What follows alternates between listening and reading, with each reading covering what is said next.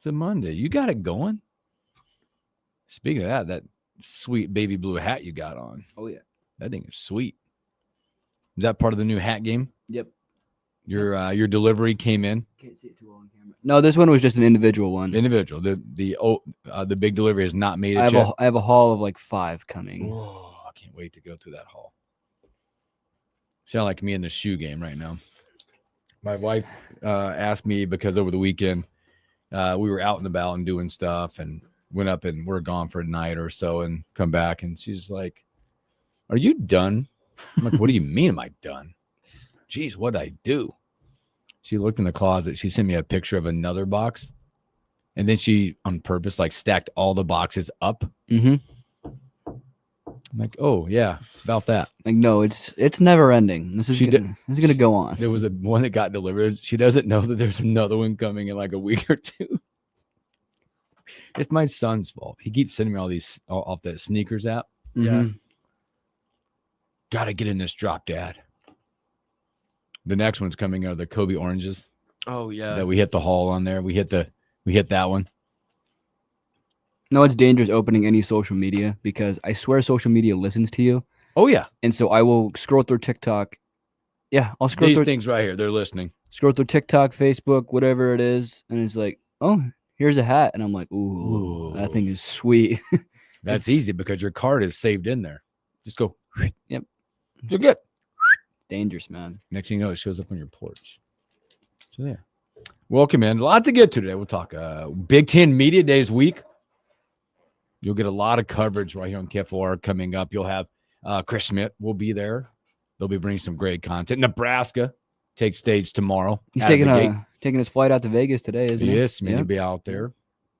So we'll talk about that in a second. Big Ten Media Days, what to expect. It's the first time out in Vegas. How Vegas is going to look. How the Big Ten will be perceived in Vegas. Take a peek at that. We'll go around the diamond the weekend in the Major League Baseball. We're getting closer. We're about, the 21st, 10 days away from the trade deadline. Evan Bland around 10:20-ish. Talk a little Husker baseball. A few guys drafted. Sounds like one got he inked the signature. He'll be moving on from Nebraska. A lot of stories that we missed. Something we did not miss if you were out and about or if you just want to know what you're doing. Maybe you're just not a golf fan. Scotty Scheffler, Open champion.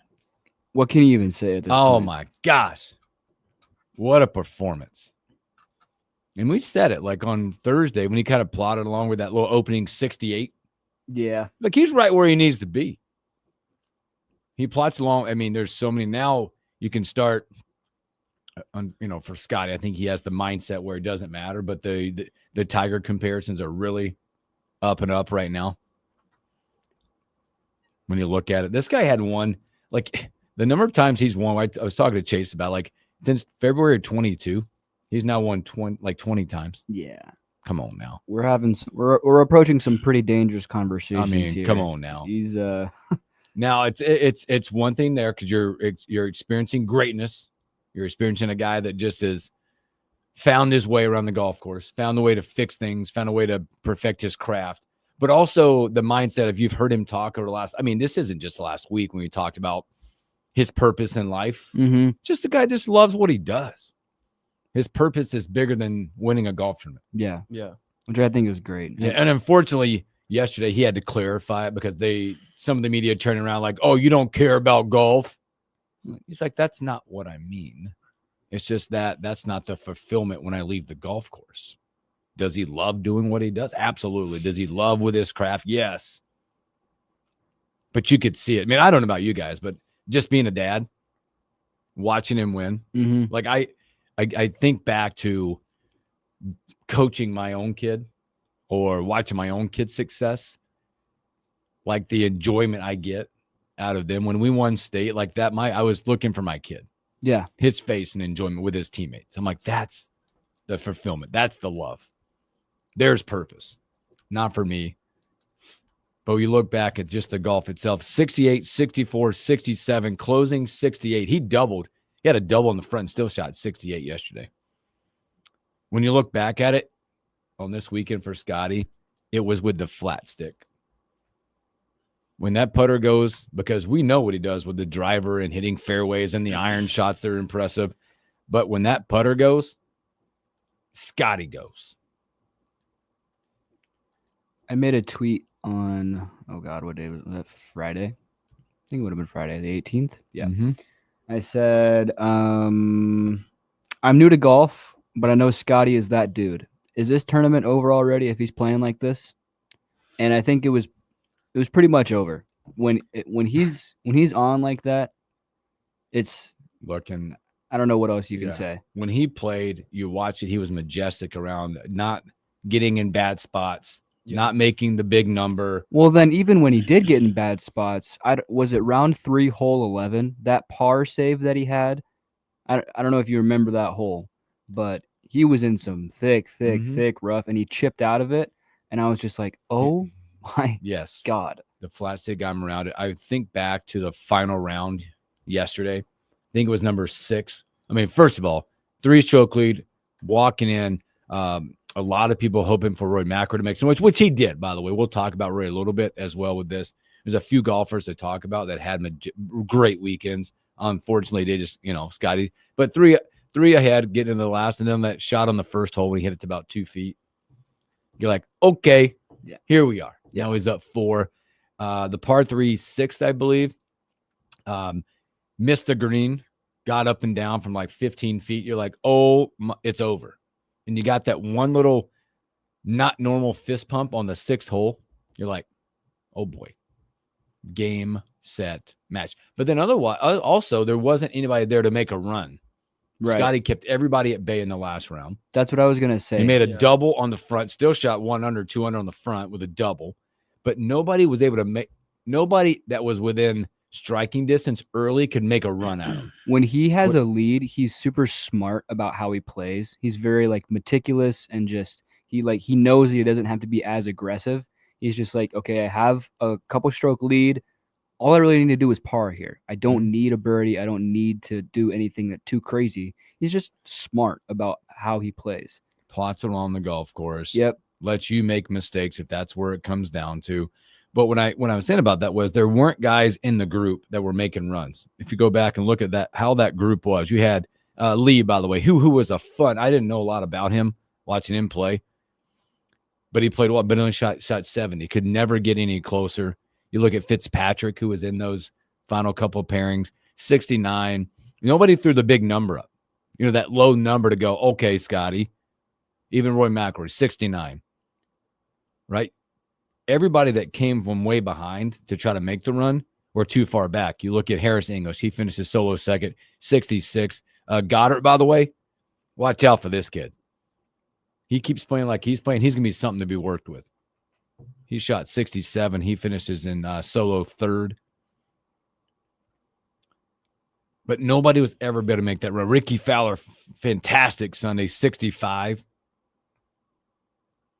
Nobody was able to put the pressure on. There wasn't a lot of pressure as Scotty made that 5.5 hour walk after, on a Sunday. And speaking of Rory, he had some comments. Yeah, this is the other thing that I think, and we have a couple clips here of guys talking about it. He's putting, I don't want to say he's put the tour on notice, but these players are like, okay, if Scotty's leading, that was his 11th consecutive 54-hole lead that he's won. Now, that's a long way. Now, again, I'm not going to sit here and be the guy. I'm a big Tiger guy. I'm a huge Scotty Scheffler fan as well. I'm not comparing the two, okay? Because there's a lot of comparisons. People are like, well, and I even said it earlier, Scotty's been 11 consecutive 54-hole leads. Tiger did it for like 40-something times. Right. With a 54-hole lead. A cool thing is between Scotty and Tiger's first major and their 4th major win, have you heard this one? The number of days between the first major and the 4th major, exactly the same amount of days, 1,197 days. That's really cool. Also, Scotty now set up next year to go for the Grand Slam of golf. Let's go. The U.S. Open next year will be something to watch. This is something we do as sports fans a lot, is try and, when somebody is good, we try and say, well, he's not as good as, or Is he as good as? No, let's just watch and appreciate the greatness. Yeah, And just enjoy it while it's here. yes. Quit the comparisons, quit that, because Tiger's in a league of his own. Jack Nicklaus, league of their own. You look at the majors, Jack, the number of second place, all that. Tiger, 82 wins, tied for the most all. Get out of here. But we are be able to enjoy and witness a great moment right now. And just enjoy it. Enjoy it, the greatness right now. But here's a couple things. Roy talking about Scotty a little bit. Scotty this week, he's an incredible player.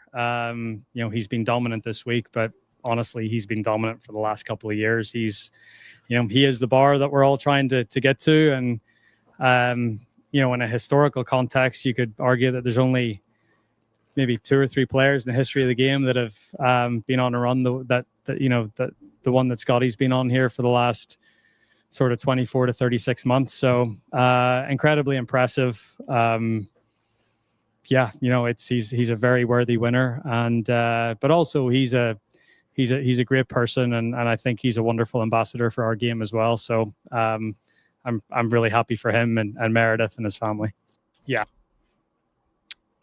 I think what's incredible, I think golf is a really hard one for guys to talk about other guys like that, because it's an individual sport. You don't want to go, well, like it's like being a pitcher on the mound, right? They come on, I don't know how to pitch this guy, like it's an individual sport where it's hard to be nice, not be nice, but like, yep, that guy's dominating. We don't have a chance. Mm-hmm. I think Bryson had some comments too. We have Bryson's as well. Mm-hmm. First 9, I thought, okay, if I go shoot 4 or 5 under on the back, give myself a chance on Sunday, throw myself up there and then go out and play just as good as I did, like I did today, I could be right up there and giving Scotty a run. But Scotty's in a league of his own right now. And I played with him a bunch in college and he was not that good. So he's figured out a lot of stuff since then. And it's really impressive to see, and something all we can learn from.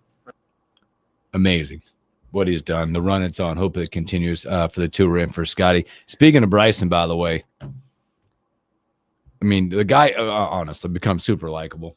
You see what he did over the weekend? Obviously, he talked about it. He shot 78 round 1. 78.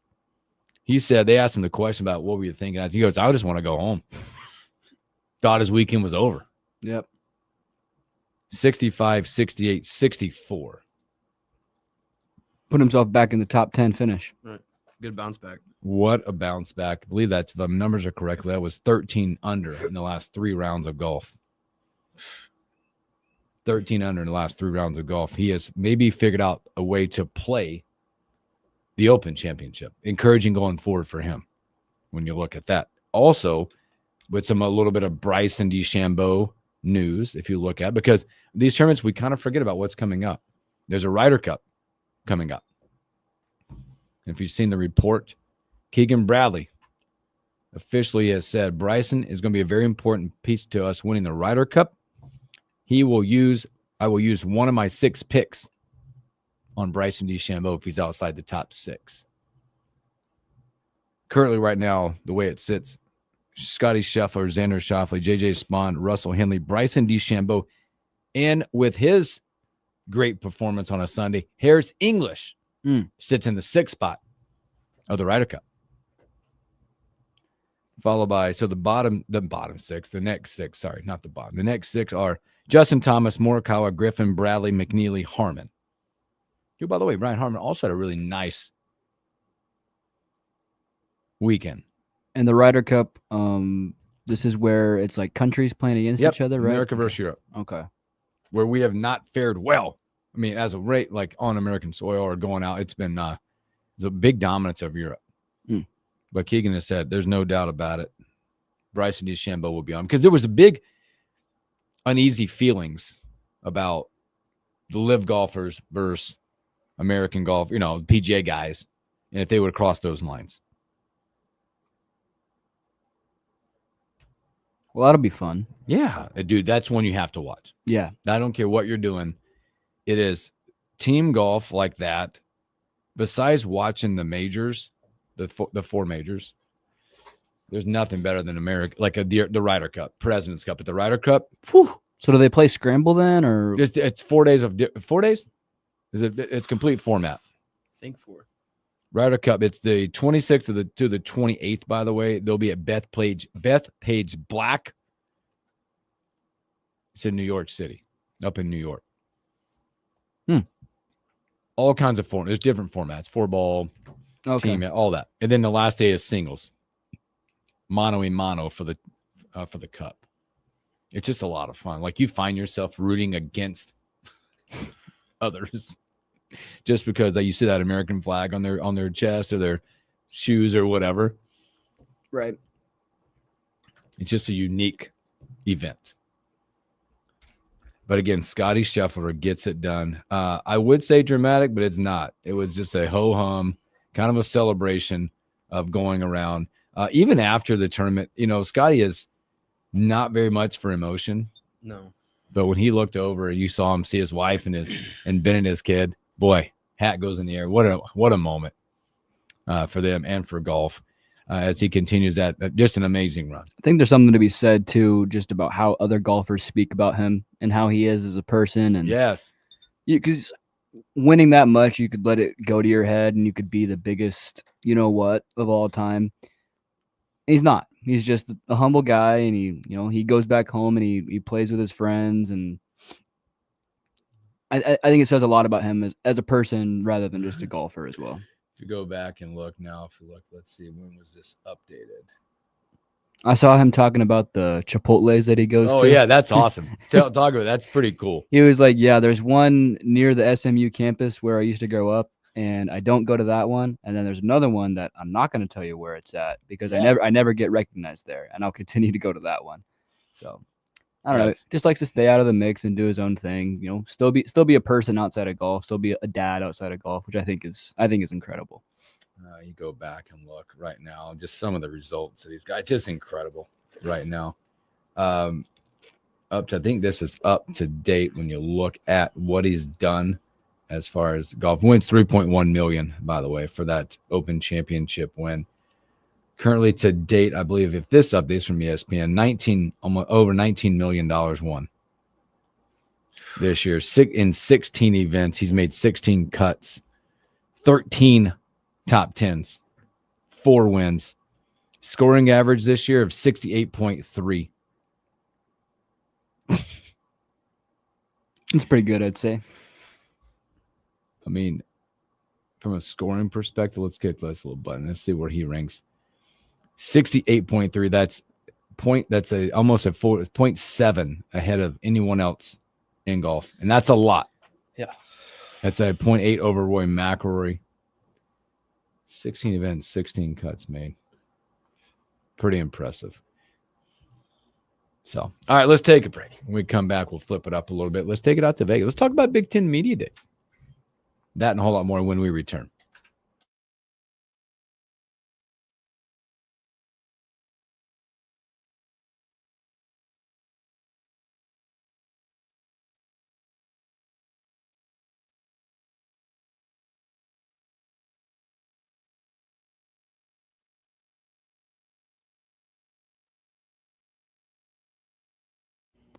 That's funny. Right, 840. Good morning, Shane. Good morning. Only bad thing about Sky is he's 29, looks 49.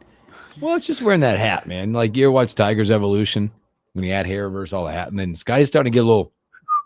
It's going on bad. Looking at his bio right now, and he shaved his beard.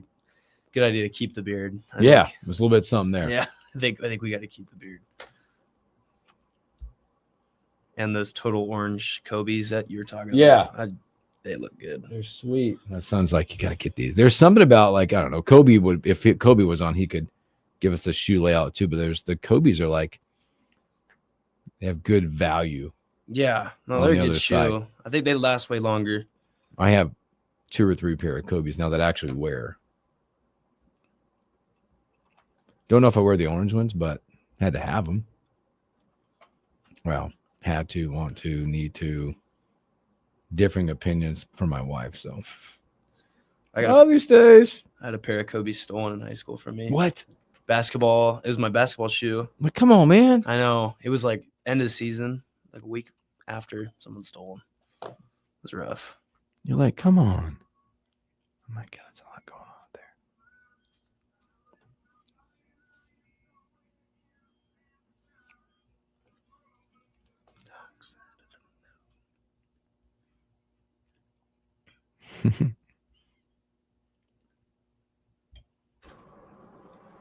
We'll figure out some of the shoes. I mean, you probably have the same problem, like where to store your hats at. Yeah, I Yeah. need to figure out how to. Have you found a system? Get a hat rack. I just fold the backs of them right Yeah. now, and yeah, so then they all like go together. But I need to get like hooks or like hooks or like a rack or something. I don't know. I'm childish.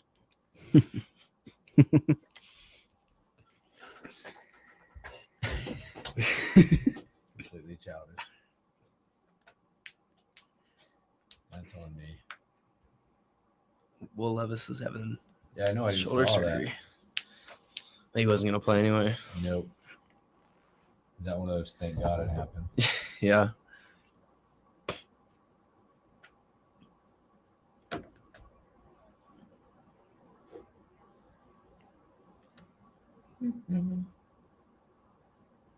Oh, here we go. It's coming out. They don't officially have one, but they got one. All right, coming back.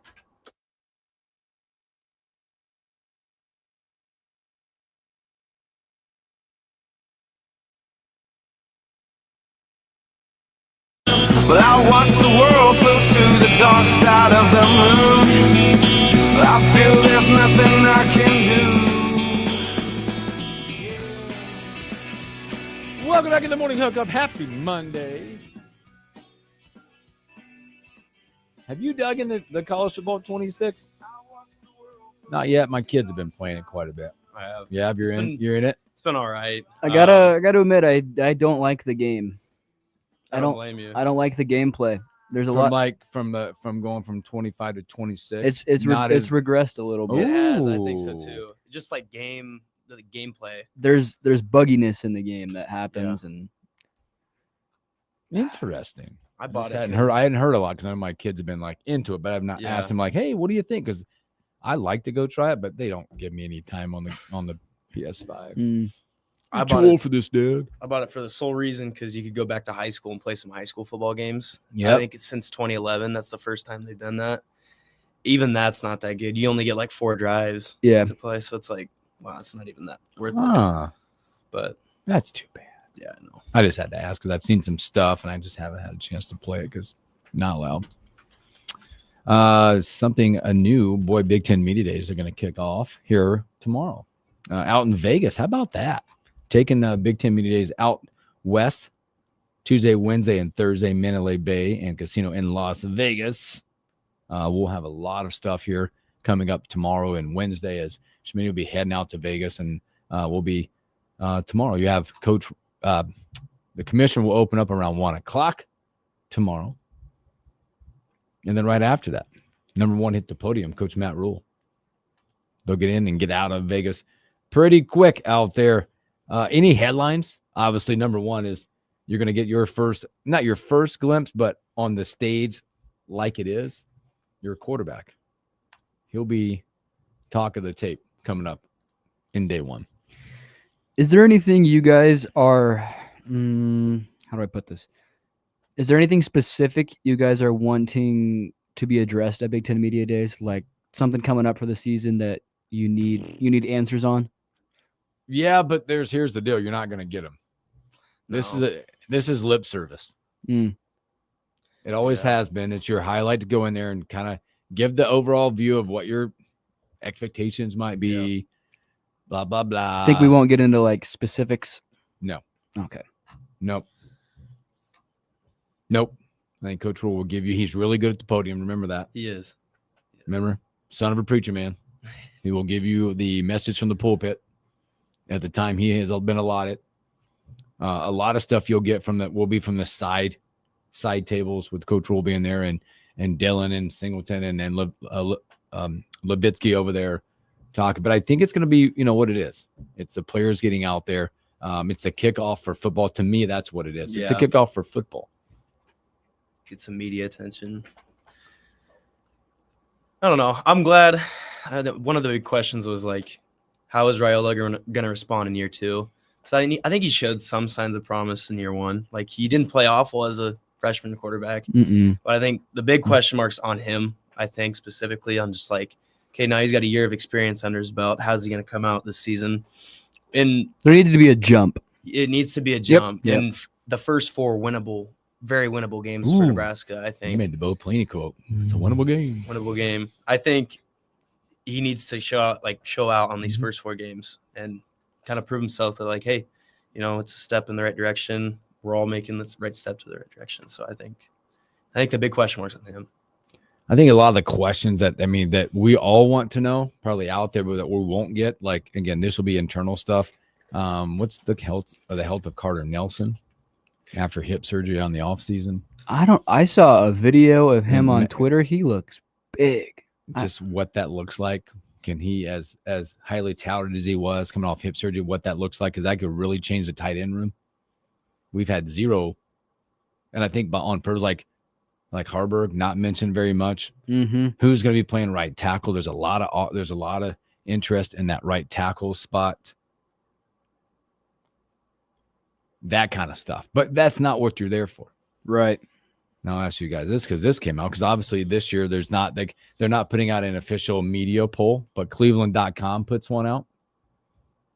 It got released about 2 hours ago. I think this will be a talking point because everybody wants to know what the media poll looks like, what this looks like. What do you think the class of the league is going to be coming up? It's out there. It's now published. We'll give you the top 10. How about that? We'll start at 10. Washington checks in at 10. I shouldn't do that. We should do them all. Purdue at 18. They look to be the bottom. Northwestern at 17. Maryland 16. Yeah. Think about these teams that are on our schedule, by the way, to look at, because I believe we might have one of the easiest schedules in the Big Ten.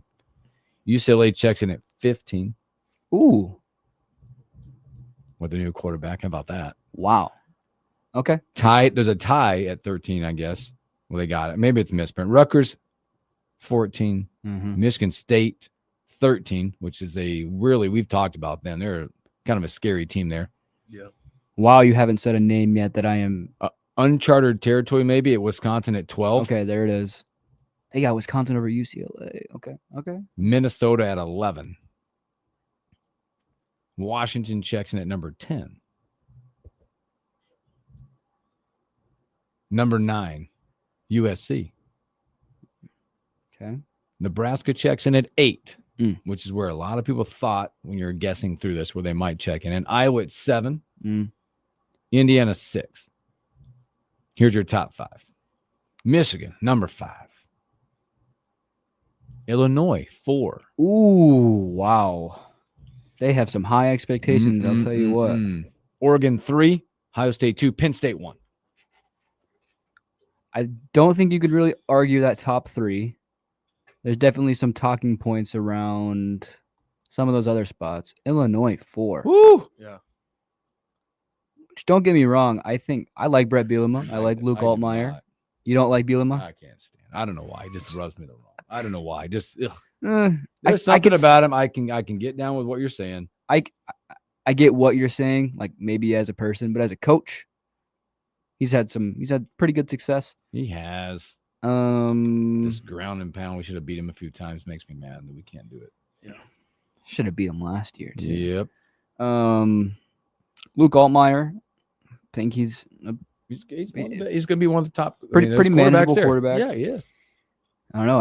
I've heard a lot of hype around Illinois coming into this season. Wow, I got a few of them out there. Just brought up the site just to look at from a win total right now, because we're going to start talking about that coming up. Obviously, we're heading towards fall camp and the kickoff of football, what they look like. Indiana right now, the over/under is at 8.5. By the way, money going on the unders. Is it Indiana or Illinois? Indiana. Okay. I don't have them up. Michigan sitting at 8.5. They got the money on the overs. Michigan going over that. Ooh. Nebraska total at 7.5. By the way, they got the money going minus 160 on the overs for Nebraska this year. Ohio State sitting at 10.5. Money going on the unders. Oregon 10.5. They're on the unders. Penn State 10.5. It's on the unders. USC at 7.5 on the overs. There's a few of the Big Ten teams out there. Big Ten to win the conference. Here's where we fall. Ohio State, that's interesting because they got Penn State ranked 1. Ohio State is the best odd to win the conference at plus 185. Nebraska checks in at the number plus 3,600 coming off the board.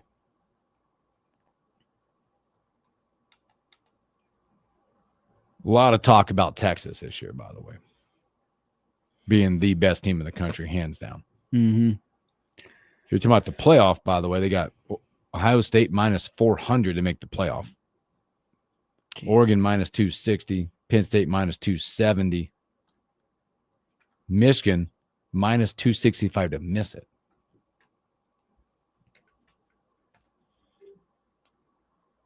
It's the fun part. We got to start playing with numbers now like that. I know. I immediately pulled up Michigan's schedule when you said 8.5 wins. Yeah.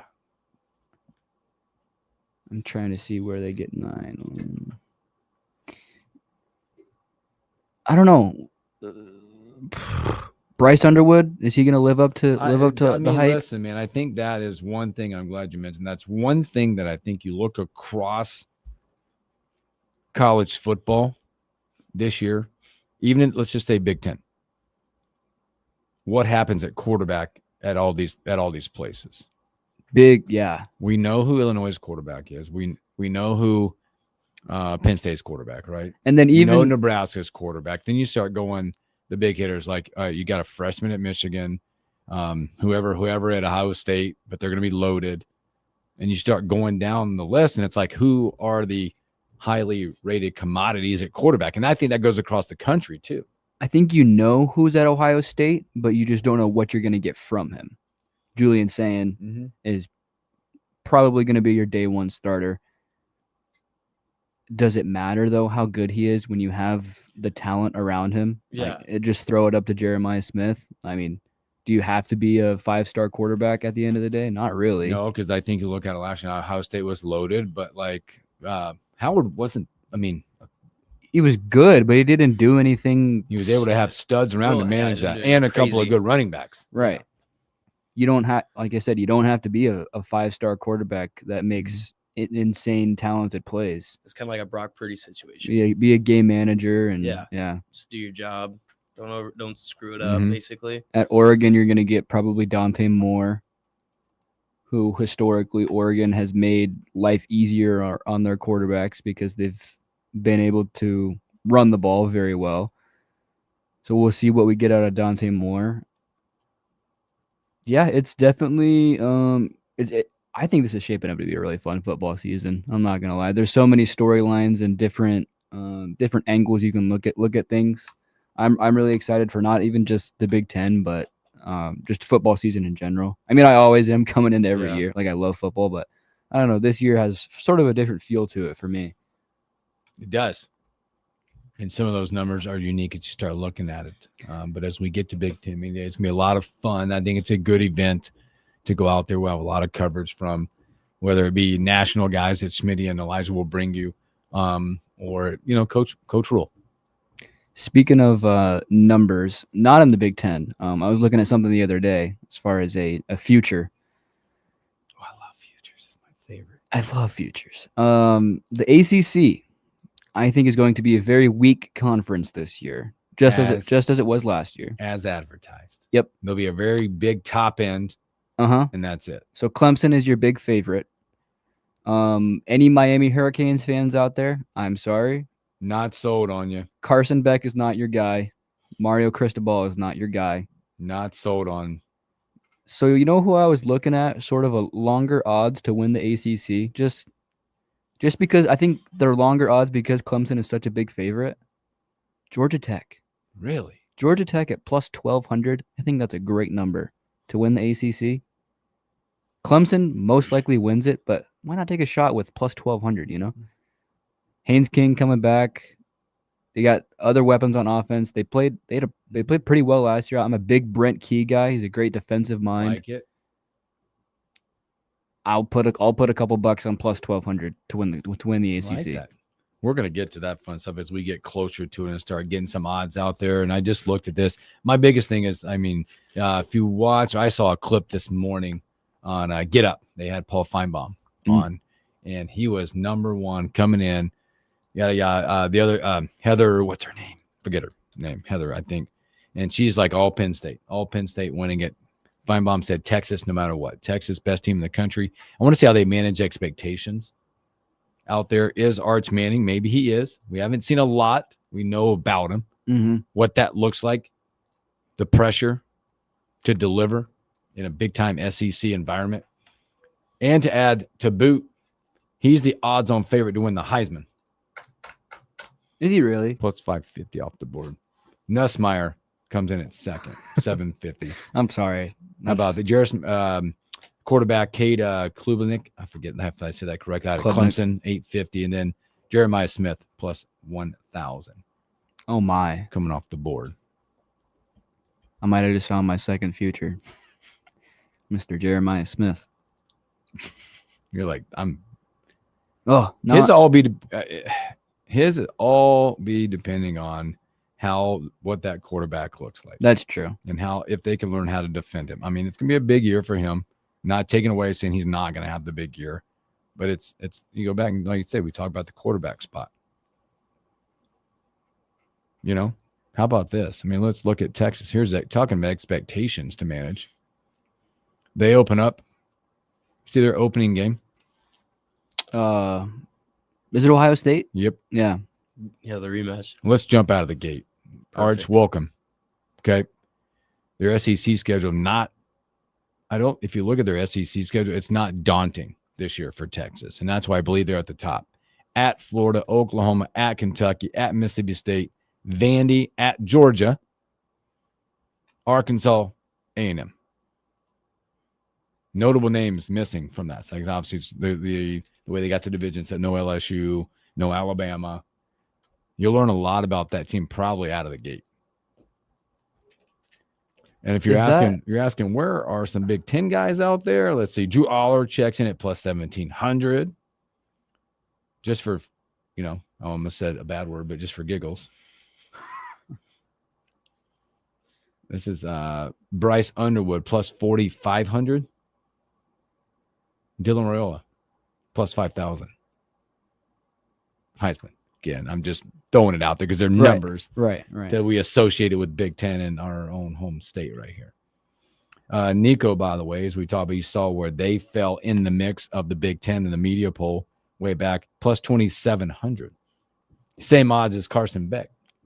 You know what I got to say about Nico? That's what I got to say.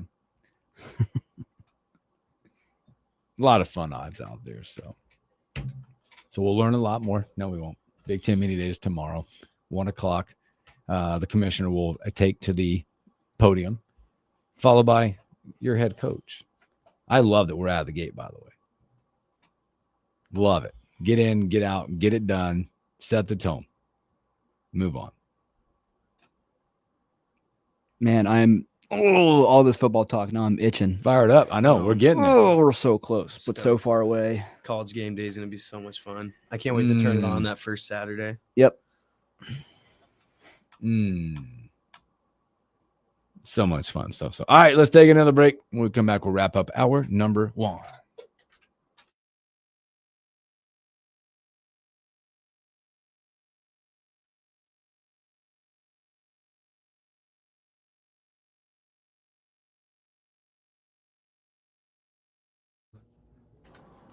We'll go here. Baseball for hour number 2. I placed my first bet in You just did it. in months Like because just now?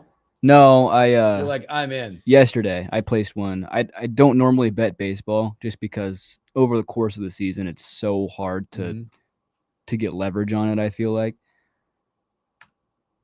So I took the Tigers yesterday. Schoolball was on the mound, so I'm gonna bring these up. There's CBS Sports has a ask some of these questions coming up. It's each team burning questions for 2025 Big Ten Media Days. Let's go to that. It's on CBSSports.com That's good. in the college section, and we'll bring up a couple of those teams, especially Nebraska.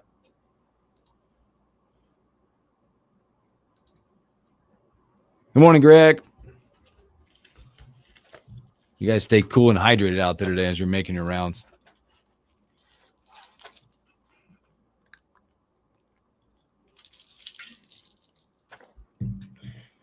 Ooh, I gotta find the song.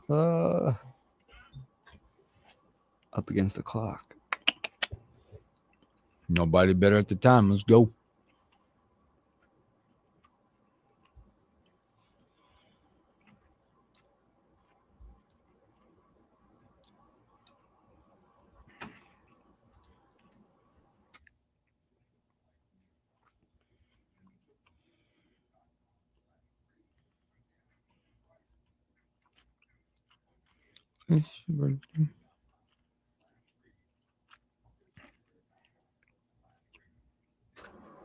Bum, bum, bum, I love bum, watching sports in the bum, morning. Oh, I gotta read this chart when we come back.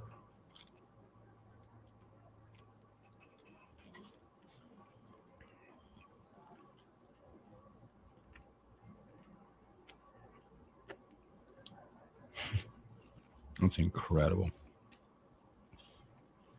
There was this stat they put out, and I'll read it when I'll talk about when we come back. The combined men's major leaderboard. So they took all 4 majors of all the golfers Mhm.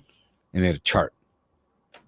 What it would look like if there was if you took all the majors and put their combined scores together. What it would look like. It is silly.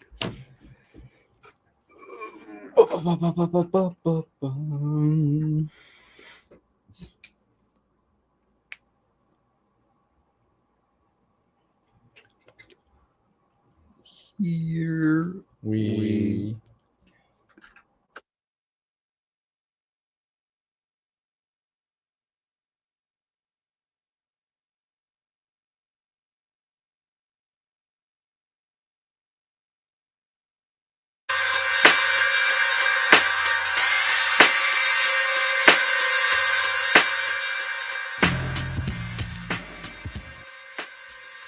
Welcome back in the morning. Hookup. A few moments left. Thanks for hanging out with us. On the stream, I took this snapshot of this. I think it was Instagram or something. They put out the I forget what it was. The combined men's major leaderboard for 2025. So taking all the majors, putting their scores together and where they'd be. Any guesses how far under par Scotty Scheffler is in the 4 majors? I will tell you this: he was over par at the U.S. Open. He was 4 over at the U.S. Open. I have no idea. 32 under par. Good God. And the 4 majors. Any guesses? Rory McIlroy was second. Where it would put him at?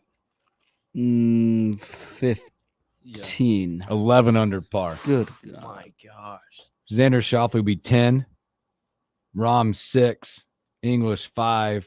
Fitzpatrick 1. Hatton 1. That's it. 32 under par. He won the Masters at -8. 11 under the PGA, +4 at the U.S. Open, -17 at the Open. 32 under par this year in the majors alone. Yeah, that puts it more into perspective about how far ahead he is.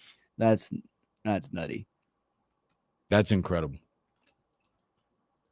Playing some sick golf in the majors. Continue to talk just a little bit about Big Ten Media Days. CBS Sports has a great article out there. 2025 Big Ten Media Days. Burning questions out there. One of those I think you were surprised about when I told you where Illinois was. How does Illinois handle preseason expectations? Illinois has routinely been touted as this year's Indiana as it comes off a 10-win season and returns nearly its entire starting lineup from last year. Entire. Which Big question because you got to have a target on your back every week. How do you manage those expectations? that's always the thing for me when people talk about returning production. It's like, okay, yeah, you can bring back, sure, these guys played for you last year, but what does that really mean if they weren't? Mhm. Yep. You know what I mean? Like, sure. Another question I think that we all had when we look at Michigan is Bryce Underwood ready? Is he ready? Question. Don't know. I just kind of throw my hands up in the air. 'cause- Expectations. Nebraska. Can Dylan Raiola make the leap? Wow, we're kind of smart. We just talked about that. It says Raiola's flown a bit under the radar this offseason. Yes, he has. Unless you're locally here in Lincoln and seeing him everywhere, including a big-time camp. Yeah. Campers that was held out at Pius, 800 kids out there, and he spent some time out there with Dana Key showed up with an old school 15. was pretty cool. Says he's a former 4-star quarterback who comes into 25 with a full season of starting experience under his belt. This is given the time when the quarterback sinks or swims. Combine that with how drastically Matt Rule's teams has improved in the third season at its prior stops. You can't help but wonder if Nebraska deserves more attention than it's receiving. We don't want it. Leave it alone. Can the Buckeyes reload quickly? Question mark coming off that. Penn State. Is Penn State ready to be the hunted? This is a monumental year. Yeah. For James Franklin at Penn State. Talk about expectations. We're getting a phone call. I'll be right back. He said the Nittany Lions are hoping to follow the blueprint laid out by Michigan and Ohio State.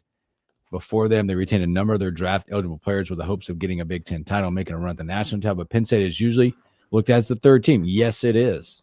Yes, it is. With the question surrounding Ohio State, Oregon, and Michigan all coming in the 25, may have pegged the team as a favorite in the Big Ten. Are they ready for the role? I thought Penn State was just such a good team to watch last year. So fun to watch. That defense was nuts. That Abdul Carter was just a machine. Yeah, and the big target on their back this year. I'm kind of shocked that they're above Ohio State, but Ohio State's favored to win the Big Ten. I mean, I don't know. A lot of questions, but I mean, they're always the last 10 years or so, they're always just a tough place to play at and play against. So, yep. So expectations there, storylines there. I think another one that's going to play its way out somehow, that's out at USC. And the question I hear is this the year Lincoln Riley hire finally pays off?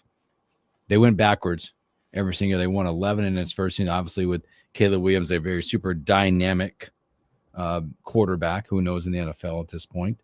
It said at some point the results need to show up on the field. Yep. Big one out there. Wisconsin. Whew, this is going to be a big one too. Is this finally Luke Fickell's team?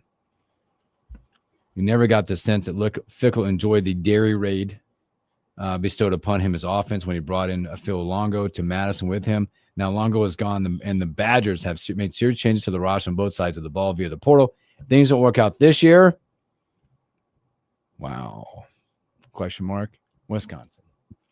Could this be a ride at the end for Fickell? A short ride at Wisconsin. They got a tough schedule. They play Oregon, Ohio State, Illinois, Alabama this year. I have about the same thoughts on Wisconsin that I had on Nico from UCLA. I didn't even read Nico's. They were like, can Nico change something about UCLA? Mark that up in the who cares. We got to go play them this year. Yeah, we'll be out there in Pasadena. We got to go out there and play them. I don't know. Elijah's talked a lot about how he might fit better in the UCLA system, but then again, they have a new offensive coordinator, so I really don't know what type of offense they'll be running. It's just going to have to be a wait and see thing.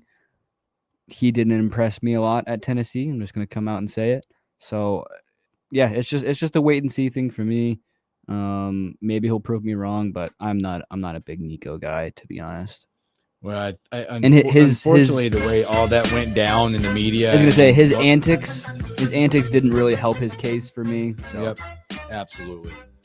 Awesome. Well, thanks for hanging out with us in this fast-moving first hour. Evan Bland in the second hour. Then we're gonna go around the diamond when we come back.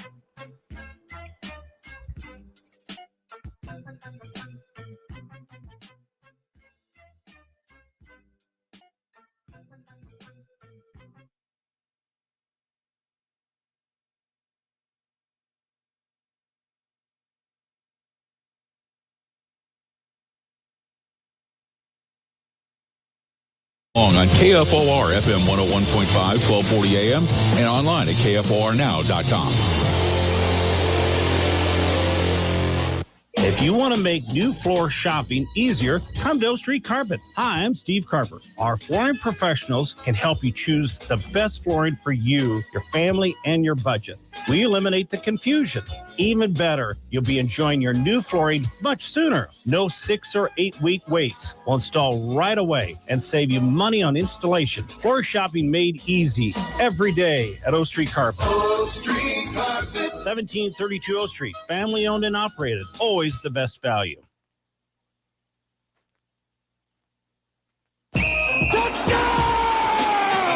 Hey, it's Chris Schmidt. Find us with the Average Joe Sports Show. Talking Big Red and beyond. Monday through Friday, 4 to 6 on KFOR. And can stream KFORnow.com.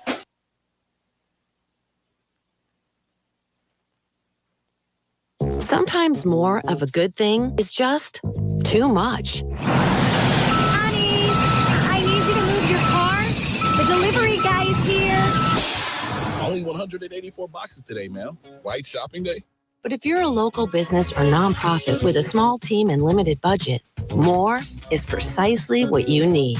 At Firespring, we understand that, and more is exactly what we offer. High-quality printing and more. Powerful websites and more. Creative marketing and more. Everything you need to elevate and support your brand is under one roof at Firespring. For over 30 years, thousands of local businesses and nonprofits have trusted Firespring to deliver more. You can be next. Find more for your brand at firespring.com/more. That's firespring.com/more. Imagine what you could drive. A sleek new SUV, a sporty coupe, or that family ride with all the bells and whistles. At Liberty First Credit Union, auto loan rates start as low as 4.49% APR for 49 to 60 months on 2020 or newer models. With no prepayment penalties, low monthly payment options, and local financing, you're in the driver's seat from the start. Apply today at libertyfirstcu.com and imagine the possibilities. Credit factors apply. Rates, terms, and conditions subject to change. An official message from Medicare. I turned 65 this year. I knew it was time to figure out Medicare, and I had questions like when to enroll and how to enroll. So I went straight to the official source, Medicare.gov, to get the facts about Medicare. I found answers to all my questions, and I'm ready to get started. And so can you. Just go to Medicare.gov to get the real facts about Medicare. Paid for by the U.S. Department of Health and Human Services. Lincoln's local news, talk, sports, and weather station. FM 101.5, 1240 AM, KFOR, and KFRX HD3, Lincoln. From ABC News, I'm Sherry Preston. An arraignment taking place today for Maurice Fratole, a Canadian man vacationing in upstate New York with his 9-year-old daughter, Melina. New York State Police say Fratole called them Saturday night to report Melina had been abducted by someone in a white van. Her body, however, was later found in Ticonderoga, New York. Police Captain Robert McConnell telling reporters minutes ago Melina Fratole had called her mother, and after that, Maurice Fratole reported her missing. The investigation has determined sometime after Melina's phone call with her mother and before Monsieur Fratole's 911 call, he allegedly murdered Melina and left her body in a remote area where she was later discovered by law enforcement. He is now in detention and under arrest. Search crews still looking through the wreckage of a school in Bangladesh after a Bangladeshi plane slammed into it, killing at least 19 people, many of them students. ABC's Maggie Rulli is at the foreign desk. We understand that it was an Air Force training aircraft that crashed into the school's campus. It happened in the country's capital of Dhaka. It all went down around 1 p.m. local time, right when students were in the middle of their day. There were hundreds of students inside this building. At least 160 people were injured, many of them burned.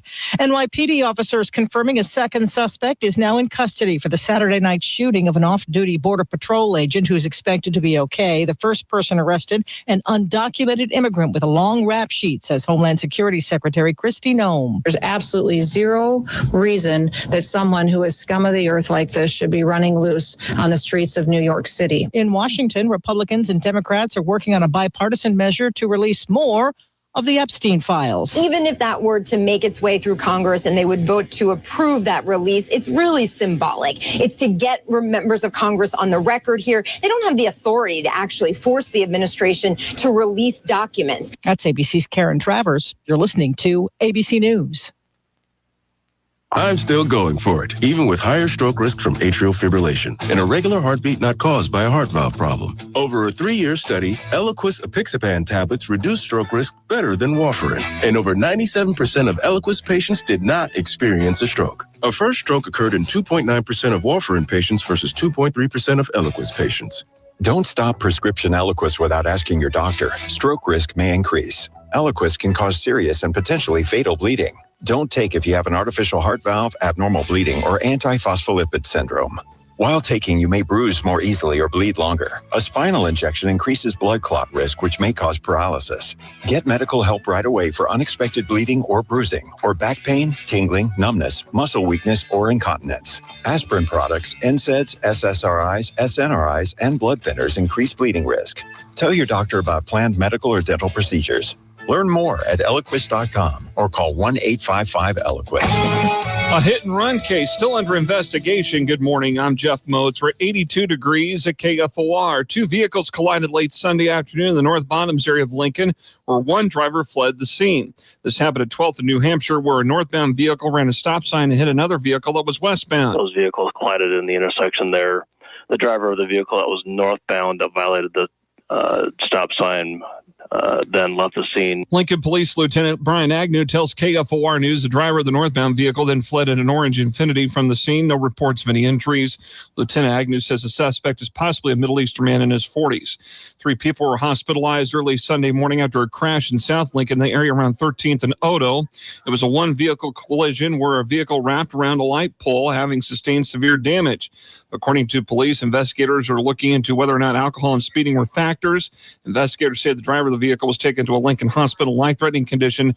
2 other passengers were taken for possible injuries, according to the crash report. Northwest team officers with Lincoln Police in June did a traffic enforcement project after getting several traffic complaints during peak hours of high call volume, and to address it, day shift officers stayed on duty after their regular shifts to focus solely on traffic enforcement. The strategy allowed second shift officers to continue to responding to those calls for service while targeted traffic enforcement is conducted concurrently. Lincoln Police Public Information Manager Erica Thomas says 176 total traffic stops were done, with 183 citations issued along with 67 warnings. About 55 citations were for speeding. Funding for this was made possible through the Nebraska Department of Transportation's Highway Safety Office. Lincoln's first forecast, that heat advisory goes into effect today at noon and runs until 8 o'clock tonight. Partly sunny and hot today, a slight chance of afternoon thunderstorms, and a high around 97. Right now, 82 degrees in Lincoln. I'm Jeff Moats, KFOR News. When you're hiring, have you ever felt like you're missing out on meeting great candidates? Well, they're not hard to find when you go to ZipRecruiter. ZipRecruiter helps 10 million people with their job search every day. People who are actively looking for jobs like yours. So it's easy to find the right person fast. 4 out of 5 employers who post on ZipRecruiter get a quality candidate within the first day. Try ZipRecruiter for free at ZipRecruiter.com/free. That's ZipRecruiter.com/free. This is the story of the one. As a lineman, he does whatever it takes to keep the power on in his community. And he wants a partner like Grainger who does the same. Grainger offers the professional-grade products he needs, from voltage detectors to harnesses to hard hats, plus fast, dependable delivery, so he can rise to every challenge. Call 1-800-GRAINGER, click Grainger.com, or just stop by. Grainger, for the ones who get it done. This is the Morning Hookup on KFOR.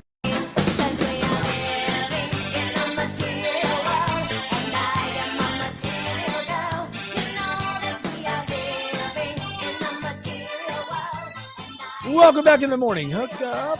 Thanks for hanging out with us. Not many times I'm shocked. That was one I didn't song not on the bingo card today. I had to switch up the vibe a little bit. You probably made our Hugh Malone very happy if he's hanging out. Hugh Malone's got good taste. Good old Hugh Malone. As you heard, old Jeff Mo's heat advisory today, 12 to 8. Gonna be hot. Gross. Be out and about. Stay hydrated. If you don't have to be out, don't be out. It's gonna be hot. Tired of it, man. We're not done yet. See this week? I know. It's getting worse, isn't it? Throughout Yeah, the you week? see the week? 100 tomorrow. Just 90 today. 100, 98, maybe a little storm rolling through on Thursday, 88, 89, then back up. Boy, next week, 102 on Monday. Fire. Just Fire. 90, he says. That's it. It's just 90 today. Right now, it's 90 out. That's what it says. Let's see, 90 right now. Oh, it's 84. It feels like 92. Already? It's 10 in the morning. When it gets to its peak, let's see right here. Here's the peak. Yeah. Sure. Just 90. Same thoughts. You look so sad over there about the temperatures. Same thoughts I had about Wisconsin and Nico have about the weather. Tired of it. Oh, man. Well, speaking of that, can't be disappointed with what's going on in baseball right now. Toronto leading that division by 3 over the Yankees. Boston still 5 back. Toronto's been on fire. 7 out of 10. It's actually the top 3 of those. It's been no movement hardly because of the way teams are playing. Mm-hmm. Toronto and New York 7 out of 10. Boston 8 out of 10. Go into the break, win 10 straight. Mm-hmm. Come out, lose 2. There's always a big overreaction on Red Sox Twitter. Everybody's like, "Oh no!" I'm like, guys, we just played one of the best teams in the league. We hung with them. We're not going to win every game. It's baseball. Like we were talking with Brett Jody last week. Baseball's a dumb game. It's a dumb game. It takes from you. It gives to you. You're not always going to be on the right side of it. I figured that out with golf, too. Golf is also a dumb game. You're learning. Oh, my God. I love every bit of this. Detroit still setting the tone there, man. Right now, they have lost. They've only won 4 of the last 10, but they have an 11-game lead over Cleveland, 11.5 over Minnesota.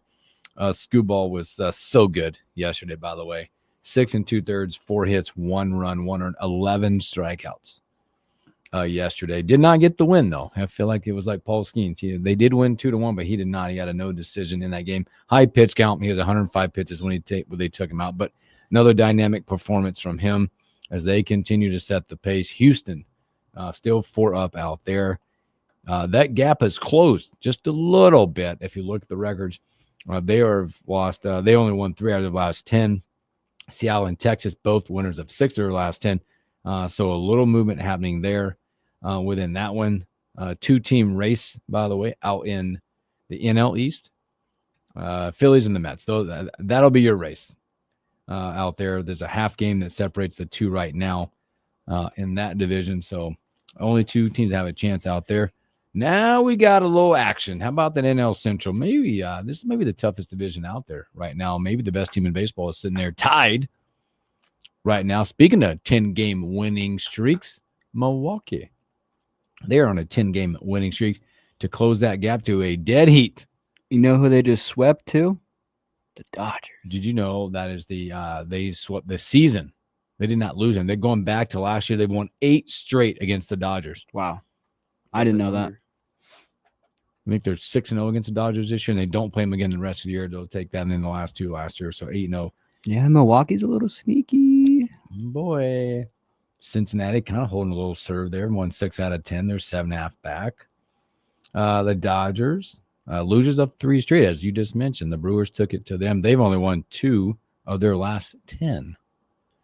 Coming in before and after the All-Star break. San Diego closed that gap to 3.5. San Francisco got it to within 6, but San Francisco on the rails. They've lost 5 straight games. What is the wild card looking like? Right here. Let's just flip the page here a little bit.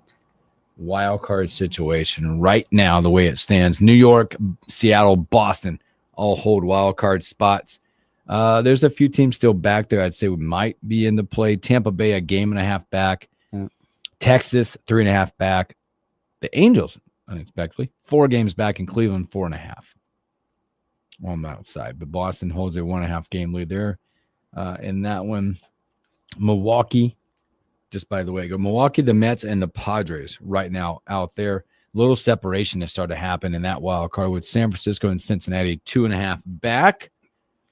St. Louis 3.5 and Arizona 4.5. After that, it's 7.5. So your wild cards are kind of starting to heat up just a little bit as you start looking at it. Yeah, the National League is going to be fun. Who's a team out of the National League that you think can make a jump here? Out of these teams that are like 4.5, 3.5, 2.5 back. Cincinnati, San Francisco, St. Louis, Arizona. Arizona's injured. I can tell you that. Mm-hmm. That one concerns me. Oh, I don't know. I don't know if any of those teams, if I had to pick one, I know. I'd say, I don't know. I want to say St. Louis, but, and I can't trust Cincinnati. I'm going to go St. Louis. I feel like all of them, I'm like, you're out on all of them pretty much. I can kind of see it, but then I'm also like, I don't know if I can trust that team. Maybe Cincinnati. I would say Cincinnati. I like their pitching staff that they have. Mm-hmm. Lodolo, Singer, Abbott, Burns. I think you get pretty good production out of those guys. Mm-hmm. And then I don't know. They're just so inconsistent and up and down. It's hard to tell. If you had to pick, I feel like that. If you're looking at that, I think that Cincinnati or St. it's Louis. baseball, right? It's Right. baseball. Like it's gonna happen. Mm-hmm. Whatever happens. There'll be some team that's gonna make a run that's gonna go, oh, they have a chance, and then they don't. Interested to see what the Padres do at the trade deadline. Mm-hmm. They were interested in Mr. Jarren Duran from my Boston Red Sox. Yep. And it makes more than enough sense considering we have a plethora of outfielders. We're getting another phone call. I won't miss this one.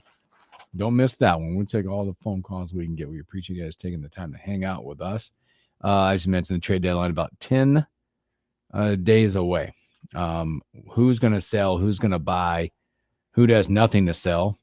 And that means I'm talking to you, Colorado. You have nothing to sell, but you could be a seller, but you have nothing to sell when you're looking at that. So stat-wise, Aaron Judge. Now we're going to start that second half conversation about who's going to win the MVPs and all that fun stuff.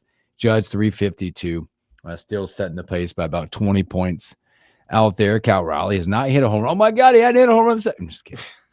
Well, people are just waiting him to see if he can do it. It's 38 home runs. Judge hit another one over the weekend. He's closed it to within 2. Suarez, 85 RBIs. Cal Raleigh 2 behind. Judge 3 behind with that. Who do we have? Take a wild guess. Ernesto? Yep. Ernesto, brother, what's up? Wait, I didn't. Hey, guys. You hear me? Now try it. There we go. Now, is this thing on? Yeah. Is this thing on? Yes. YZ in the place to be, in the city that gets busy, Lincoln, Nebraska. Yes, Hey, sir. You got it going on. I heard the Humpty Dance. I knew Shock G, man. I used to DJ back in the day. Yep. In addition to that, remember Rob Swift, the DJ for ESPN Game Day? I do. I know him as well from New York. All us DJs are close. Nice. So nice. Just thought I'd throw that out there. Just something I thought about. Hey, YZ, you're an upgrade musically from the boy wonder Will, no doubt about it. And those are some fighting words, Ernesto. Ernesto. Oh, Will's already blocked me since he left, man. I don't know. I guess I was a pest.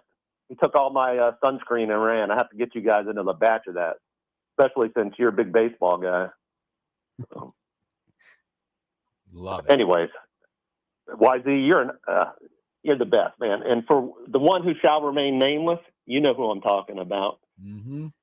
Bill, I can't wear my Halloween get up this year and then have, the prisoner and the girl. And I had to cut out stairs. Anyway. Hey, and when you got Urban Meyer calling you out, man, I live in Jacksonville, Florida. And when you got Urban Meyer calling you out, I don't know if you saw that story, you got problems.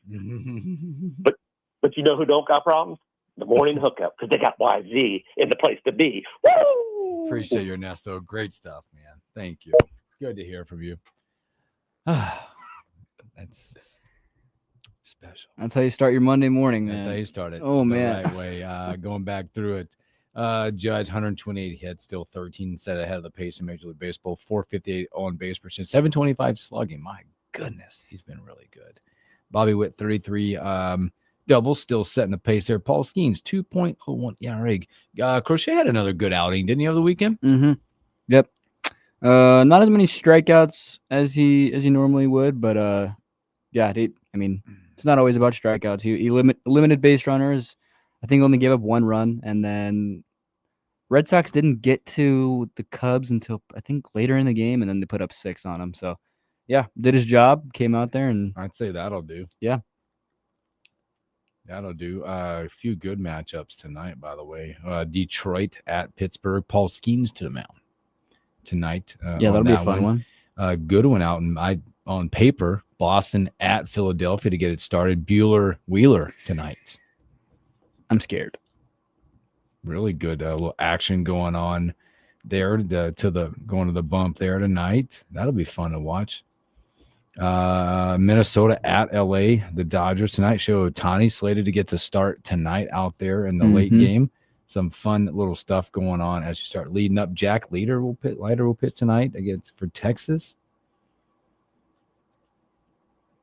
Interesting stuff. And we'll start leading up to the trade deadline, which will be a lot of fun as well. So that's a little Major League Baseball, a little around the diamond. And we'll take a break when we come back. Speaking of going around the diamond, talk a little Husker baseball with our guy from the Omaha World Herald, Evan Bland.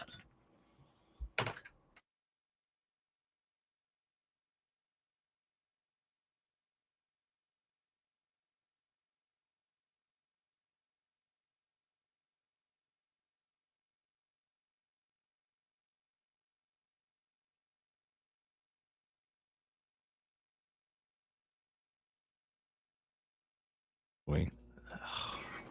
That's absurd.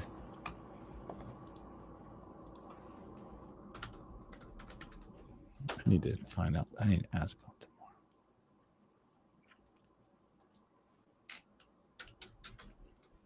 more. What?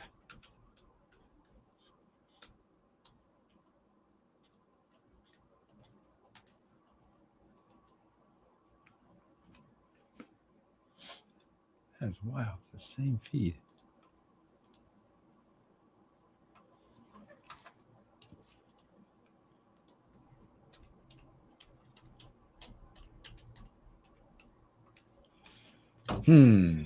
That coming up. That'll be fun. And that stuff will make my heart happy. Oh, do I need to call Evan? Yeah, whenever you're ready. Whenever you're there. You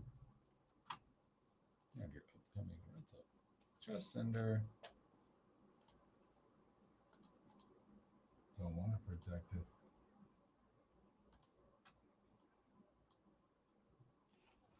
Evan Bland.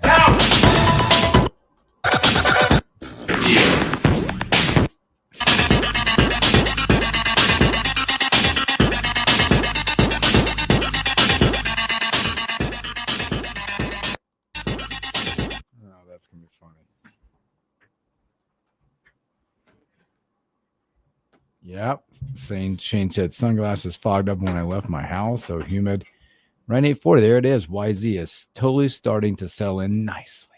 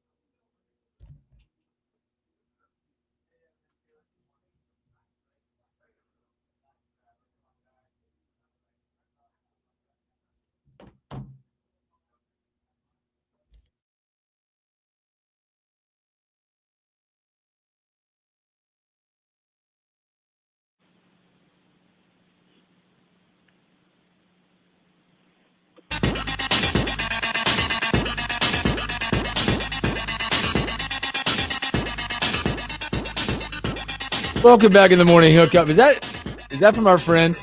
Yeah. He said it's his song, and he's a special man and a special friend of the show. We appreciate him so much. Also, bringing our guy from the Hot World Herald, Evan Bland. Evan, happy Monday. Hey, happy Monday, guys. Hey, Big Ten Media Day is coming up. I guess burning question for me is obviously it's moving out west to the West Coast. I've been used to Chicago, Indy. How does the packing go? Does the wardrobe change? You have to step it up a little bit, being in the Midwest kind of action, or now we're going to take it out to the bright lights of Vegas. Yeah, well, I mean, it's 100 degrees out there. I know the next 3 days. I don't know how much outdoor action's going to be going on. I'll probably be an indoor guy the whole time. So, yeah, if I'm going out if this were a pleasure trip and I were out on the Strip, I would act much different than I am for this thing. It's khakis, it's collared shirts and all that good stuff. But it does kind of feel like the Big Ten's going national a little bit. I mean, it's the second year of a coast to coast 18-team league, and I always enjoyed the Indianapolis setup. I thought it made a lot of sense, and you're on the field and there's plenty of space.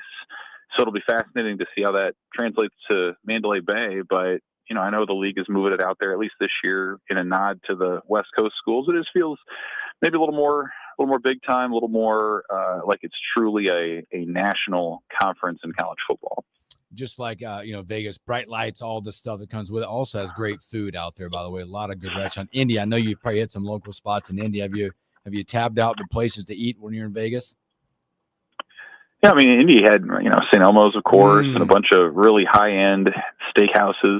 So I always enjoyed that. I mean, Vegas is so much more like, walk 2 blocks in any direction and you're going to find some pretty good food. So I don't know that this trip requires the same amount of planning, where you're kind of looking and seeing, hey, what's within walking distance of the hotel or whatever. I mean, you're in the resort and, Vegas goes to great lengths to make sure that once you're in a particular resort property that you don't want to leave. So I'm sure there's plenty of stuff. I know I'll be curious what the Big Ten does. They at Lucas Oil, they would have sandwich boxes, kind of like it was a game day sort of thing. So be curious if that's the case or if they change it up for Vegas. But, anyone who's been out there, you can just start wandering and you're going to run into a high-end restaurant. So I don't know that people are going to be too hungry if they, want to eat something.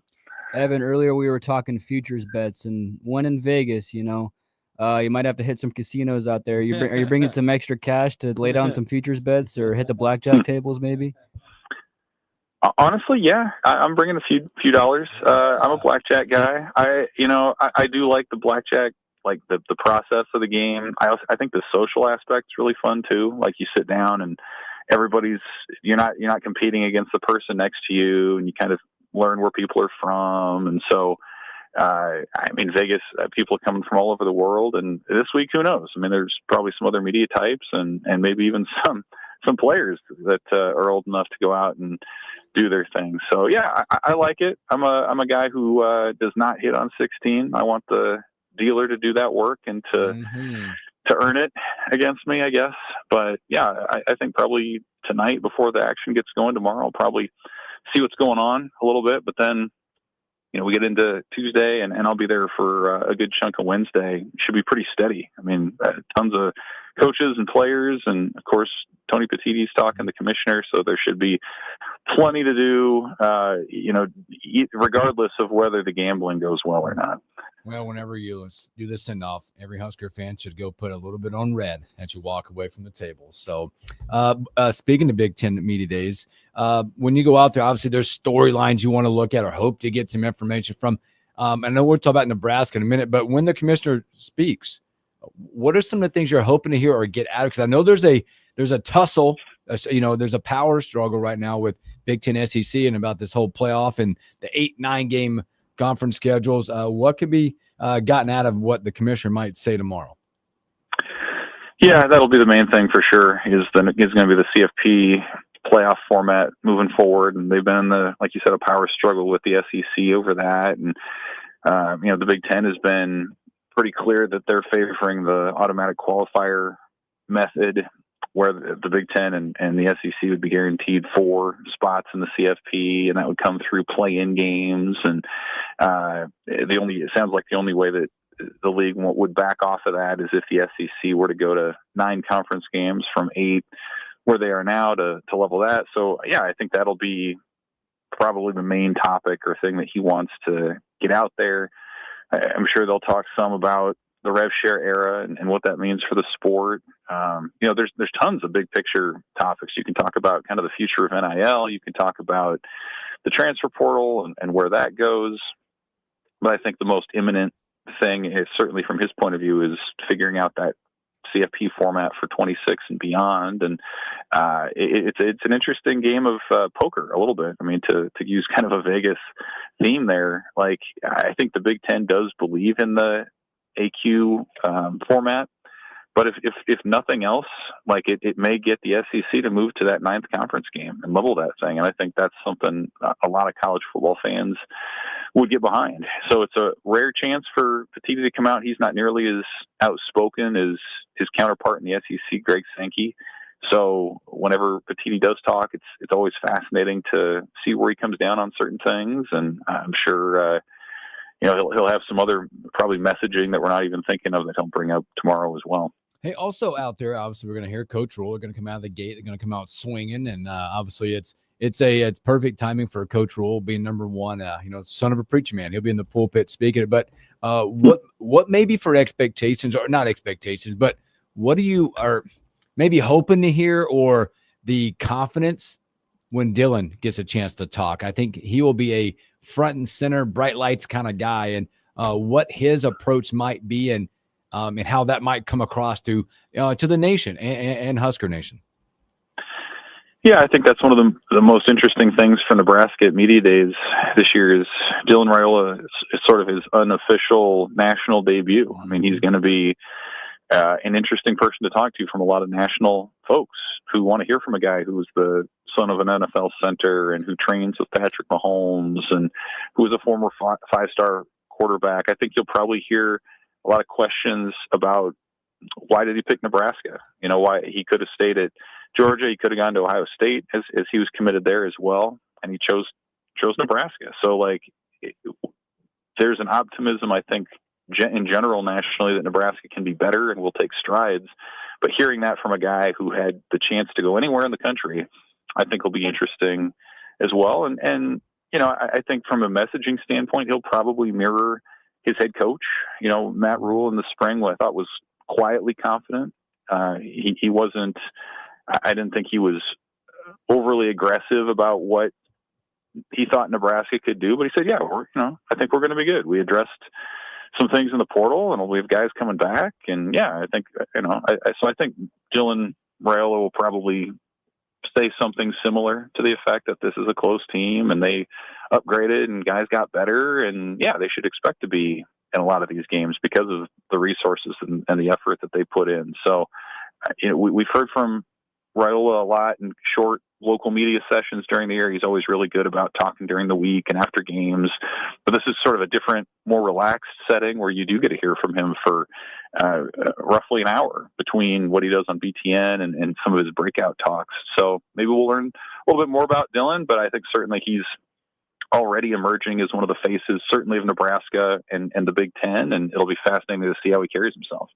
It's Evan Bland from the Omaha World Herald joining us on the morning hookup. And Evan, my question is about another player, Deshaun Singleton. I think it says a lot about him, just his journey as a player in general, coming from JUCO, and then he had the opportunity to probably get a shot with an NFL team last year. Decides to come back to Nebraska. What do you think we hear from him tomorrow? And sort of maybe we hear about his journey. Maybe we hear about first-year defensive coordinator John Butler coming in and how they might use Singleton. What do you hope to hear from Deshaun tomorrow? Yeah, all that for sure. I mean, I think one of the reasons that he's in Vegas is because he's another a testimonial to Nebraska. Like you said, he could have gone pro. He wanted to improve his stock and stay. Like, this was a guy who committed to the previous staff and has stayed under Matt Rule and thrived under him. And I think we got a sense in the spring that Nebraska was thinking about moving him up out of maybe the traditional safety role and having a little bit more of a role in the box or sort of as a hybrid linebacker type. So exploring that will certainly be interesting. And, it's an honor for him to be there. Like, you think about that position group specifically. I mean, they could have brought Malcolm Hartzog. They could have brought, and they're going to bring Marquise Buford as sort of a, media correspondent. I think that's their way of getting an extra person there because they thought he deserved it. They could have brought Sierra Wright, who would have been, a really bright star, I think, under that particular setting. So to hear from Singleton, I think will be enlightening. Like, he's a little bit softer spoken, but he's been really insightful when he has talked, and he's going to absolutely be a big part of that secondary wherever he fits in. I'd say the same thing for Henry Lutusky, the offensive lineman. I mean, he's someone who's going to say it like it is, and I think he'll be a colorful, straight talking resource for media folks out there as well. But yeah, I think Singleton kind of gets lost in the shuffle a little bit as one of the older guys, but he's somebody who I think probably will play a little bit of a different role, and he's motivated to improve his NFL draft stock. So I think we'll probably hear quite a bit about that. All right. Now, flipping the conversation from Big Ten Media Days, we had some Husker baseball players get drafted, and then we had one that expected to see his name get drafted, but he did not. Talk about Dylan Carey and his return coming up next season with the Huskers. Yeah, Dylan was a guy who did expect to hear his name called in the draft. I think he was prepared to take that next step, and what he learned was, like, he's got a pretty well-rounded game, but now he needs to find a specific trait that can stand out at the next level. And I think that's what scouts told him when he didn't get drafted was, hey, you're good defensively, you have good power, good speed, but none of it is necessarily elite in terms of how they grade that. So in my conversation with him, like, he's a guy who's extremely motivated to show that he has ability to play beyond college baseball. I think he's been spending time in Arizona where his family is now, working on his swing this summer. He feels like there's more power that he can unlock. And so this is a guy who's got a chip on his shoulder. I think he was a top high-end prospect out of high school, out of the Denver area. So not a late bloomer type. This is a guy who has a lot of, I think, confidence in his abilities. And so, yeah, he's going to come back, and Nebraska will be better for it. I think you'll see him back at shortstop next year. He was one of their better, more well-rounded hitters in the lineup this year, a leader off the field too. So I think Nebraska benefits from it. Obviously, they would have wished him well had he gone pro, but he comes back, and I think that definitely adds to what the outlook would be for Nebraska next year when you have now a very veteran infield if you want. I mean, Josh Overbeek's back at third. Rhett Stokes, who's played a lot of second base, could fill in for Caden Brumbaugh, who transferred, and you've got Case Sanderson, who's played a lot of first base. So suddenly that infield with Carey's return looks like it could be pretty experienced if Nebraska wants to go that direction. Another pitcher out there that did get it in the 14th round was Luke Broderick. What do we know about his decision, or that might be? And also, you did have one. You had Mason McConaughey drafted as well. He gets he signs the ink a little bit lower, the arm injury, but talk about those guys, where Broderick might be, and then Mason's impact in his couple years he's spent. I mean, great deal for Mason McConaughey. He was someone who goes in the 4th round. I think that's higher than most people expected. I thought he'd go, 5th to the 8th, somewhere in that round or range. But the Rangers saw something in him. I think a lot of teams liked his potential, and they liked his potential at something of a discount because of the elbow injury. And you look at what he signed for; it was a little under $500,000, which is below slot value, but still a great deal for a guy like McConaughey, who really pitched for, most of 2024 with Nebraska, and then only a couple starts this last spring. So scouts see a lot in him, even though he hasn't necessarily pitched a ton at the D1 level. And then, Broderick was a guy who I think was sort of a 50-50 draft prospect.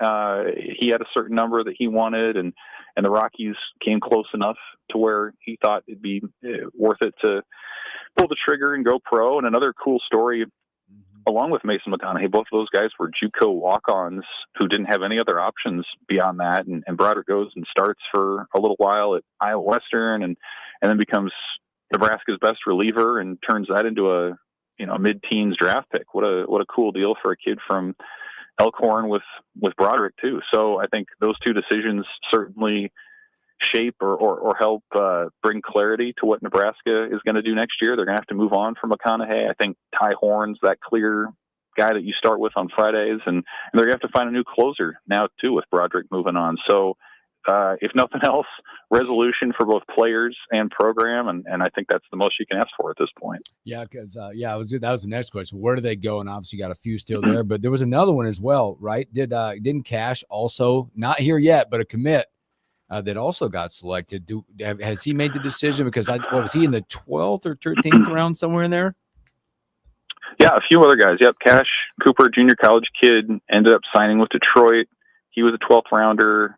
They had a transfer from Augustana University, a Division II school, J.D. Hennon, who was not drafted but signed with Baltimore as an undrafted free agent. So you lose a couple other pitchers there, and they're still waiting on a decision from Carter Glost, who's a two-way guy from Minnesota. He was taken in, I think it was the 17th round by the Pirates, and he'll have about a week still to make his decision if he's going to stay with Nebraska or sign with the Pirates. So really for Nebraska, more action on their committed guys than they've had in a long time. They hadn't lost a prospect to the draft, a guy that was committed to them since 2017. And, that's nice in one respect, but it's also, you want to have some of your guys that you're worried about on draft day because of that talent level. So I think it's a testament to the scouting they did and the way they were able to identify some guys. So they're going to have their own decision to make now as a program. When you lose at least two pitching prospects, do you backfill that in the portal at this point when there's not a ton of great options left necessarily, or do you stick with what you have? You have a lot of younger guys like Gavin Blackowitz and Colin Novacek and some other guys. Carson Yass is having a really good summer in the Cape Cod League. So you have some other possibilities, but for the first time in a while, the draft did, I think, put a hit on some of the guys that you had planned to come in. Again, it's Evan Bland with us from the Omaha World Herald. And Evan, not to jump around a little bit, I want to go back to football here, but earlier we were talking about the expectations of the Big Ten and how, I guess, just sort of how we predict the makeup of everything. And, the top three are pretty much interchangeable: Ohio State, Oregon, Penn State. After that, where do you put some of these teams as sort of like, I guess, preseason rankings of the Big Ten? Illinois has a lot of expectations. UCLA coming in with a new quarterback. Michigan with a freshman quarterback and Bryce Underwood. How do you think the Big Ten shapes up coming into the year? Yeah, I voted in that preseason media poll that came out today, and a lot of it was similar to what I had. I think I'm an Illinois believer. Like, I think with Brett Bielema and what they've done, how they've built that roster from the inside out is impressive. I think the schedule for them lines up favorably as well. So I think fourth is about right for them. Michigan, the big question is what can Bryce Underwood do as a true freshman? I mean, Nebraska just saw what that's like when you have a five-star quarterback learning on the fly right away. Like there's going to be flashes of brilliance, and there's going to be moments where a guy's going to have to adjust to that level of football. So I think Michigan's an interesting wild card a little bit. And then you've got a team like Iowa that, like, do they have a quarterback? Is Mark Gronowski that guy? Like, if they have an offense suddenly to pair with the level of defense that they've had, that's a really interesting team to me. USC, do they have a defense now? If they do, like, that's a team that could make a move up the top. And I just think, there's such a huge middle class in the Big Ten, really teams 5 to 13 or 14. Like, you feel like there's such movement there. And we saw that play out in the standings last year where there was a group of like 10 or so teams that were 3 games apart. I think that's the case again this year. And I think it's also a reminder from a Nebraska perspective at the opportunity that they have with that schedule. Like, if the media poll plays out accurately, Nebraska would play 3 teams in the top half of the league and 6 in the bottom half of the league. So, like, what an opportunity for them to get some wins and to show some momentum and some progress, and that's something that they could certainly build on too. One of the teams we thought we've talked a lot about on the show that we think is pretty sneaky is Michigan State. Jonathan Smith in his second year, Aiden Childs in his second year. What do you feel about the Spartans coming into the season?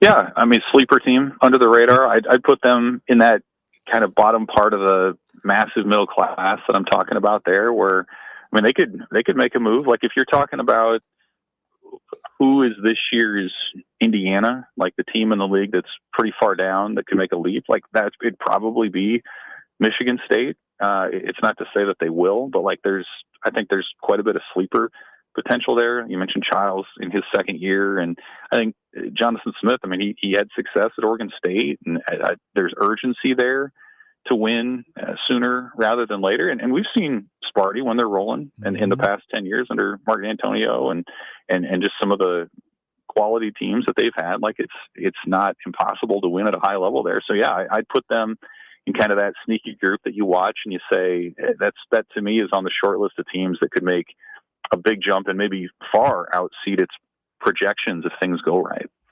Speaking of if things go right, you're sitting there in 8. You got a lot of movement, a lot of talk about Coach Rule in year 3. Obviously, look at the upgrades. If Nebraska sees if they exceed expectations, what will be the best position group out there to help exceed those expectations? And what's the one group that we have the most concerns about right now? Well, I think the one with the question marks is probably defensive line. And it's not because you don't feel like those guys are good players, but it's those guys are young and stepping into bigger roles than they've had. I mean, Riley Van Poppel could be a star for them on the defensive line. We just haven't seen it regularly over the course of like 500 snaps defensively. Elijah Judy's been a good rotational guy. Can he take that next step? Cam Lenhart, we've seen at times be good. Can he be consistent? Keona Davis, Nebraska had to pay to keep him here and to have him develop. Is he somebody that can take that next step from, part-time high-end prospect into regular contributor? So like that to me is such a swing position group where if things go poorly and you probably look back and say, man, they couldn't stop the run and it was so hard to build on that. If things go well and they're able to pressure the quarterback and stop that run and let their linebackers and the secondary be assets, then that I think that could be a huge swing as well. So I think that's the one on the lower end. And then it feels like they really upgraded at the skill spots at receiver. I think that's a spot you really look at and say, man, Dane Key, you look at his film from Kentucky. I mean, he's making contested catches against SEC secondaries all the time. Nebraska hasn't had a true X like him probably since Stanley Morgan, really. So you look at him and Isaiah Hunter, what they have at the tight end group, which is really fascinating to me. But I just think if you're like the improvement of Dylan Raiola is going to be part him, it's going to be part Dana Holgerson. But I think the thing that sometimes people don't talk about as much is the skill guys around him. And so Ja'Cory Barney was outstanding for Nebraska last year, and he comes back and what can he do? Cortez Mills is a true freshman who could be the next Ja'Cory Barney in terms of like instant impact. So they have more depth and speed there than they've had in a long time. And I think that's a group that could potentially become, a real weapon for them right away. Well, Evan, always a pleasure, my friend. Thanks for taking the time with us. Safe travels to Vegas, and we can't wait to hear all the sights and sounds that you encounter while you're out there. Appreciate it. Have a great day. Yeah, appreciate you guys. Talk to you next week. Thanks, Evan. Evan Bland, Omaha Ward Herald. Great stuff from him. Let's take another break. Come back. Stories that we missed.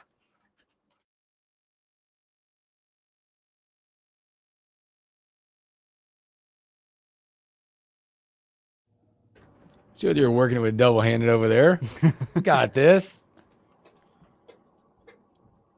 Good stuff, Evan.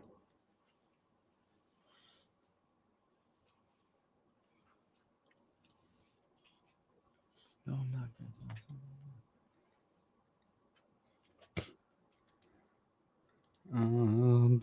Yeah, buddy.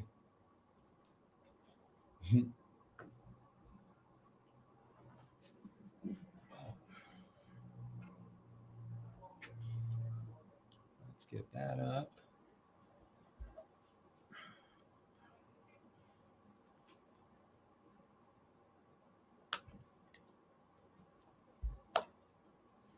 3.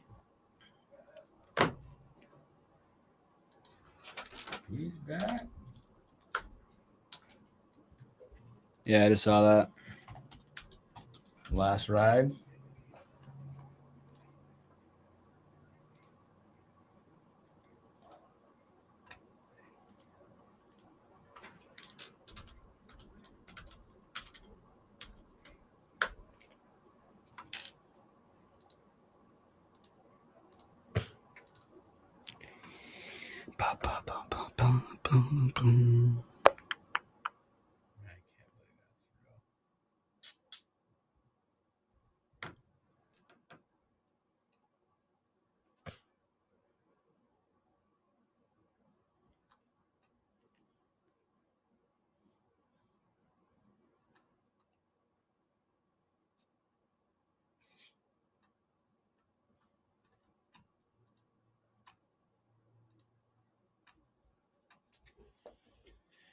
All right, let's see.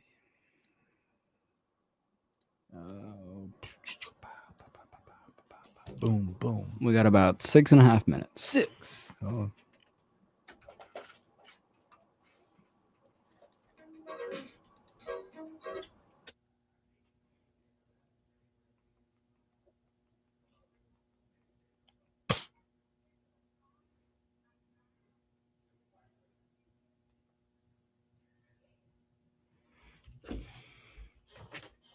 We'll jump right into it. Rock right into it.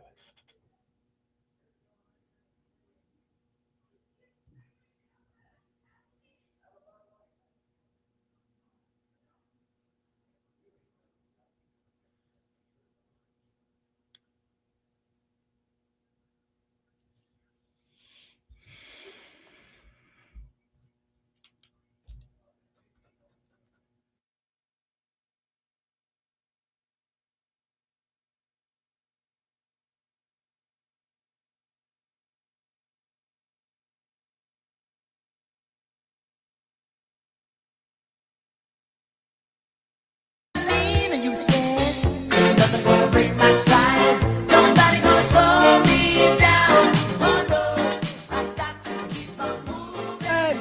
Welcome back in the morning hookup. Special thanks to Evan Blam, the Omaha World Herald. I'm picking us up on a Monday. Get dark out there behind me? Yeah, it looks like it. Come on now. Well, I guess it's keeping the heat down. Yeah, that's true. I would assume. And got an alert. Motes hasn't chimed in my phone. Let me know there's a storm coming. It just says, I didn't say anything. You gotta break my stride. That's right. Love it. Mm-hmm. All right. Ready to rock some stories that we missed? The stories we miss. The morning hookup. I don't know if this one's interesting or not. I think it is interesting. There's reports out there right now coming from all over the place that Fox Sports and Barstool are nearing a deal that would include Dave Portnoy on Big Noon Kickoff. What? That's got to be the reaction to Pat McAfee, right? Yep. Right? The counterpart to that. Kinda I don't like it. Pat McAfee's probably like, That's fine. You can't say that word on Pat that. better than Dave, in my opinion. Yeah. Oh, yeah, I agree. More electricity and... Yeah. Well, you feel like a guy that's, when he talks, he's crazy, right? Like, he gets after it. He's up and up at the crowd. It seems like he spends a lot of time prepping, like when he does the fight songs and all that. But he also played the sport. He knows sports. Right. He knows ball. I don't know what this is happening at. I don't know him sitting by Urban Meyer on Big Noon Kickoff. Like, I don't think that's the same dynamic as the way that Saban looks at McAfee. Mm-hmm. I don't know if the same, the same controversies might come with Urban Meyer and Dave Portnoy. I don't know. Yeah, because Michigan, Ohio State. Well, then also, I feel like Big Ten Kickoff is always at Ohio State. So it makes it a little weird to have a Michigan fan be there, I know. I don't know. It makes for a weird dynamic. Interesting. Money move. Don't know how much this matters. I know Chase brought it up during a break. I think Will Levis getting season-ending shoulder surgery. Come on, man. They were already set to have Cam Ward, right? Cam Ward was going to play anyways, so it doesn't Doesn't really matter too much, but it was kind of interesting to me. I don't know. It like Yahoo Sports says likely pushes Cam Ward into starting role with Titans. Well, they haven't thought announced. That's why they were saying they just haven't announced it thought yet. that's But happened for a obviously, while. it's happening. Yeah. You know, There was a it- reason they took him number 1. it was a decision in the Levis camp, by the way, because the Titans put out a statement said we support his decision to focus on long-term health. Mm-hmm. He approached the offseason with professionalism, showed clear growth as a leader, remained confident in his full recovery. They're like, we don't have to make a decision now. It's easy. Cam Ward, you play. NBA news: 21st season for Chris Paul. We know where he's going to play now. And this is his final season. CP3's final season. He's agreed to a deal with the LA Clippers. The relationship he's had over there. He had a lot of suitors, by the way, out there for his services, but he'll be back with the Clippers for his 21st and final season in the NBA.